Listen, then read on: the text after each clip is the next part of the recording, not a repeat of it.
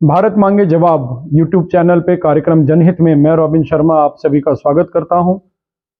आज देश में एक ऐसे नेता जिसकी बहुत चर्चा है वो है अरविंद केजरीवाल। झारखंड के पूर्व मुख्यमंत्री गिरफ्तार हो चुके, जेल चले गए। ईडी उनको बार बार समन कर रही थी, वो उनको अवॉइड कर रहे थे, ईडी के नोटिस को नहीं ले रहे थे, लेकिन अंत में उनको सोरेन जी को जेल जाना ही पड़ा। अब सिमिलर सिचुएशन दिल्ली के अंदर है। दिल्ली में ईडी बार बार समन कर रही है अरविंद केजरीवाल को शराब घोटाले के मामले में। बहुत चर्चित घोटाला है जिसके मामले में इनके मंत्री, सांसद, तमाम लोग जेल जा चुके हैं। अब उसमें मुख्यमंत्री को समन किया जा रहा है कि वो आ जाएं और कुछ फैक्ट्स जो कि ईडी को पता लगाना है, कुछ एविडेंसेस जो कलेक्ट करने हैं, उसके लिए उनको नोटिस भेजे जा रहे होंगे। लेकिन वो उस नोटिस को ना तो रिसीव करते हैं ना जवाब देते हैं, और अगर रिसीव करके जवाब देते हैं तो वो भी जवाब ऐसा होता है जिसके ऊपर से सभी को साफ दिखता है कि ये सफेद झूठ बोलने में माहिर है। इनका जवाब क्या जाता है ईडी को कि मुझे 26 जनवरी की तैयारी करनी है, इसलिए मैं आपके सामने नहीं आ सकता। लेकिन 26 जनवरी गणतंत्र दिवस की तैयारी नहीं करते, ये अगले दिन जहाज उठा के जहाज में बैठ के चले जाते हैं गुजरात चुनाव की तैयारी में। यानी कि ईडी को झूठ बोला। और ये तो जब भी मामला कोर्ट के सामने आए तो ये बात सामने आनी चाहिए कि ईडी नोटिस जब भेज रहा था तो इनके रिप्लाईज क्या थे और अगले दिन इनकी एक्टिविटीज क्या है। ये चीज जोड़ना बहुत जरूरी है, क्योंकि मुझे जहां तक पता है और मुझे क्या आप सबको भी पता होगा कि हमेशा पुलिस जब भी नोटिस दे, बुलाए, तो जो व्यक्ति निर्दोष होगा वो सामने जाएगा, वो उसमें इन्वेस्टिगेशन में सहयोग करेगा। लेकिन जो चोर होगा वो भागेगा, जिसके बदनीयती होगी, जिसके मन में बेईमानी होगी, वो भागेगा, वो नहीं चाहेगा कभी भी पुलिस को कोऑपरेट करना। इस मामले में भी ऐसा ही होता दिख रहा है। बहरहाल इसी बीच एक मामला आता है 26 जनवरी के अगले दिन, यानी कि 27 जनवरी को केजरीवाल बोलते हैं कि हमारे 21 विधायकों से संपर्क कर लिया गया और उनको तोड़ने का प्रयास किया जा रहा है। और 7 के तो संपर्क में बीजेपी है। बीजेपी ने उन्हें बोला कि 21 विधायकों को हम लोग तैयार कर चुके हैं, आप 7 भी आ जाइए तो सरकार गिरा दी जाएगी। इस तरह का एलिगेशन लगाएगा। और यह भी बोला कि 25 करोड़ का ऑफर दिया गया। हर बार पिछले जब से केजरीवाल की गवर्नमेंट है दिल्ली में, केजरीवाल ने इस तरह के आरोप कई बार लगाए। लेकिन इस बार बीजेपी भी लगता है कि दूध का दूध पानी का पानी करने के मंशा से आगे बढ़ी है और बीजेपी ने क्राइम ब्रांच को कंप्लेंट दर्ज करा दी। बोला कि भाई इतना बड़ा गुनाह अगर हो रहा है, और ये क्लेम कौन कर रहा है? दिल्ली का मुख्यमंत्री। वो मुख्यमंत्री जिनकी सरकार पंजाब में भी है, जिनकी पार्टी को राष्ट्रीय पार्टी का दर्जा दे दिया गया है, उस पार्टी के अध्यक्ष और दिल्ली के मुख्यमंत्री इस बात को क्लेम कर रहे हैं कि उनके साथ पोचिंग हो रहा है, उनके पार्टी को तोड़ने का प्रयास किया जा रहा है। 25-25 करोड़ रुपए का ऑफर बीजेपी और ने दे दिया है मोदी और शाह के कहने पे, यानी कि देश के प्रधानमंत्री मोदी जी और गृह मंत्री अमित शाह जी के इशारे पे।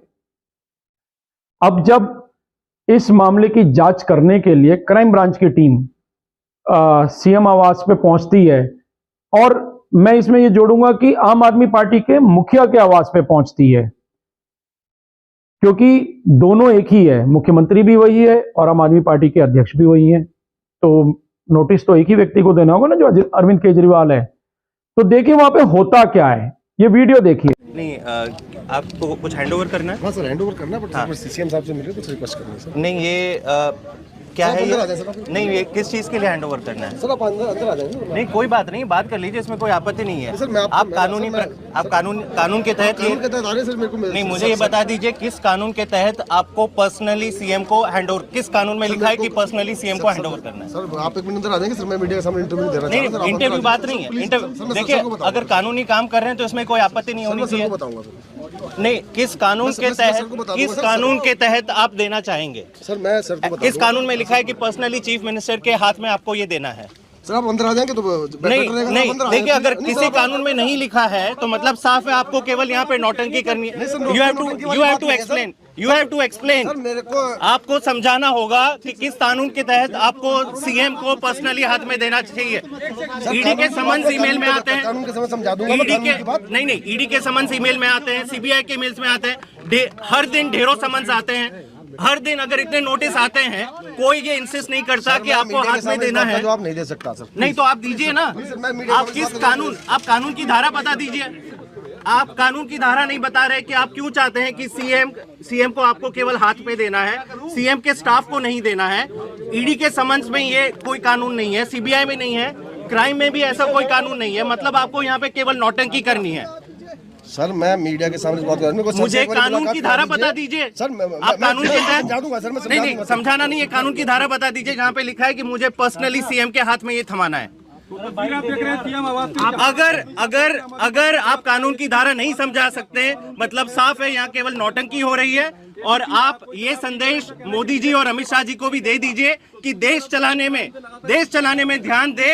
ये डेली नौटंकी कि किसी भी सीएम को ऐसे आप परेशान करोगे, किसी भी सीएम को अपना काम नहीं करने दोगे, ये करना बंद करें। अगर आपकी मंशा है, सर मैं अपना काम जो कर रहा हूँ मैं अच्छी तरह जानता हूँ जो मैं काम कर रहा हूँ। नहीं तो आप दे दीजिए नोटिस। रिप्रेजेंट नहीं कर रहा, मैं दिल्ली पुलिस को रिप्रेजेंट कर रहा हूँ। बिल्कुल सही है जी सर। ना बिल्कुल सही है। तो आप नोटिस दे दीजिए। हाँ तो मैं दे रहा हूँ सीएम के स्टाफ को दे दीजिए। सर मैं एक बारी कुछ सर से मिलके कुछ फैक्ट्स बताना चाह रहा हूँ। नहीं ऐसा जरूरी नहीं है। आप या तो कानूनी नोटिस को स्टंट मत बनाइए। स्टंट की बात नहीं है, स्टंट मोदी जी और अमित शाह जी बना रहे हैं। सर मैं किसी स्टंट मोदी जी और अमित शाह जी बना रहे हैं, ऐसे कोई कानून में नहीं लिखा है। अपने लीगल दायरे में रहते हुए जो काम कर रहा हूँ अपने लीगल दायरे में रहते हुए कर रहा हूँ। जो कानून में लिखा है, आप कानून की धारा नहीं बता रहे हैं। आप मन चाहे कभी भी आ जाते हैं और कहते हैं कि नहीं हम सीएम से मिलेंगे। किसी भी कानून में ऐसा नहीं लिखा है। मतलब आपका मकसद यहाँ केवल नौटंकी करना है। और अमित शाह जी और मोदी जी को बोल दीजिए कि ये नौटंकी बंद करें, देश चलाने में अपना दिमाग लगाएं, बेरोजगारी खत्म करने में दिमाग लगाएं, इन्फ्लेशन जो हो रहा है उसको खत्म करने में दिमाग लगाएं, ना कि हर दिन एक नया समन्स जारी करो, हर दिन एक नया नोटिस भेजो। अच्छा ये जो नोटिस जारी हुआ है इस पे आप नहीं बस नहीं, अब ये बताइए कि जो आरोप लगाए गए, जो आरोप लगाए। अब इस वीडियो में क्राइम ब्रांच के ऑफिशियल को कौन सवाल जवाब कर रहे हैं? जैस्मिन शाह कर रहे हैं। जैस्मिन शाह आम आदमी पार्टी के प्रवक्ता हैं। नोटिस देना है आम आदमी पार्टी के अध्यक्ष और दिल्ली के मुख्यमंत्री अरविंद केजरीवाल को, लेकिन उनको उनसे मिलने नहीं दिया जा रहा। नोटिस उनको हैंडओवर करना है। आफ्टर ऑल एलिगेशन किसने लगाए? अरविंद केजरीवाल ने लगाए। जब केजरीवाल जी ने एलिगेशन लगाए हैं और भारतीय जनता पार्टी उसकी कंप्लेंट करती है तो पुलिस तो जांच करेगी ना। आखिरकार इतना बड़ा संवैधानिक संकट खड़ा होने जा रहा है दिल्ली के अंदर में अरविंद केजरीवाल के अनुसार कि मेरी पार्टी तोड़ दी जाएगी। एक राष्ट्रीय पार्टी को तोड़ने का प्रयास किया जा रहा है। उसके पीछे 25 करोड़ रुपए हर विधायक को दिए जाएंगे। तो ये 25 करोड़ रुपए ब्लैक मनी कहां से आया?